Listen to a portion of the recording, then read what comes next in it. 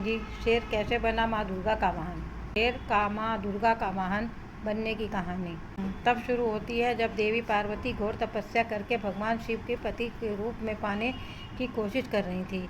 सालों तक तप करने के बाद माता पार्वती को भोले भंडारी अपनी पत्नी के रूप में अपना लेते हैं। इसी बीच तपस्या की वजह से माँ पार्वती का रंग काफ़ी काला पड़ जाता था। एक दिन ऐसे ही बातचीत के दौरान भगवान शिव माँ पार्वती को काली कह देते हैं। ये बातें उन्हें पसंद नहीं आती। माँ पार्वती नाराज होकर दोबारा तप करने के लिए चली जाती है। माता पार्वती जब तपस्या कर रही थी उसी समय वहाँ एक शेर घूमते घूमते आ जाता है। माता को खाने की इच्छा रखने वाला शेर पूर्ण होने की प्रतीक्षा करता है। समय बीतता जाता है और शेर इंतजार ही करता है। सालों बीत जाते हैं। शेर देवी का इंतजार करते करते जब भी वह देवी को खाने की इच्छा लेकर उसके पास जाता है तो उसके तप की तेजी की वजह से वह पीछे हट जाता है। कई बार कोशिशों के बावजूद भी शेर माता के नज़दीक नहीं जा पाता और हार कर कोने में बैठ जाता है। माता पार्वती के कठोर तप से खुश होकर भगवान शिव प्रकट होते हैं और माँ के मनचाहा वर मांगने को कहते हैं। माता पार्वती कहती है कि मुझे पहले की तरह अपना गोरा रंग वापस चाहिए। माता पार्वती के इस वर को भगवान शिव पूर्ण करते हैं। आशीर्वाद मिलते ही माता पार्वती नहाने के लिए चली जाती हैं। उनके नहाते ही उनके शरीर का एक और देवी का जन्म होता है जिसका नाम कोशकी पड़ता है। नहाते समय शरीर के काला रंग निकल जाता है और माता पार्वती का रंग पहले की तरह साफ हो जाता है। इसी वजह से माता पार्वती का नाम माँ गौरी रखा जाता है।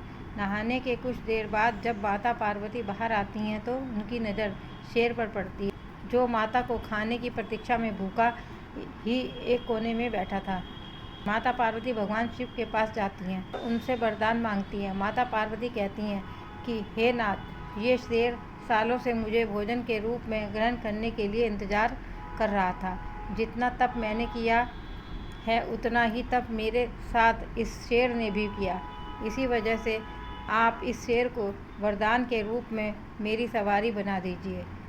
भगवान शिव ने माता पार्वती की इस बात से प्रसन्न होकर शेर को उनकी सवारी बना दी। आशीर्वाद मिलने के बाद माता शेर पर सवार हो गई और तभी से उनका नाम माँ शेरावाली और माँ दुर्गा पड़ गया। जी, जब माँ दुर्गा ने तोड़ा देवताओं का एक तिनके से घमंड। बहुत पुराने समय की बात है जब देवता और असुरों के बीच युद्ध हुआ और तब देवता जीत गए। युद्ध में विजय मिलने के बाद सब देवता बहुत खुश हुए और घमंड में भर गए। अब यह सोचने लगे हम सबसे शक्तिशाली हैं, हमारी शक्ति के आगे कोई नहीं टिक सकता। धीरे धीरे देवता अपनी असली स्रोत शक्ति माँ दुर्गा को भूल गए। माँ दुर्गा ने यह सब देखा। वह मुस्कुराई और बोली, जब तुम्हें अपनी शक्ति पर इतना अभिमान है तो देखो बिना मेरी कृपा के तुम क्या कर पाते हो।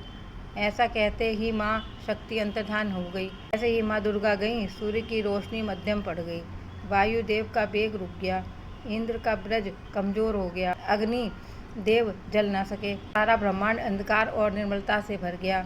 देवता घबरा गए। अब समझ गए कि असली शक्ति तो माँ ही है। सब देवता एक साथ प्रार्थना करने लगे, हे माँ, हमें क्षमा करें, हम अपनी मर्यादा भूल गए, हमें फिर से आपकी शक्ति चाहिए।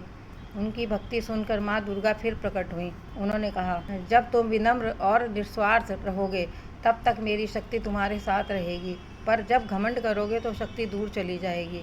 यह सुनकर सभी देवता झुक गए और बोले, माँ, आपने हमें सच्चा ज्ञान दिया है।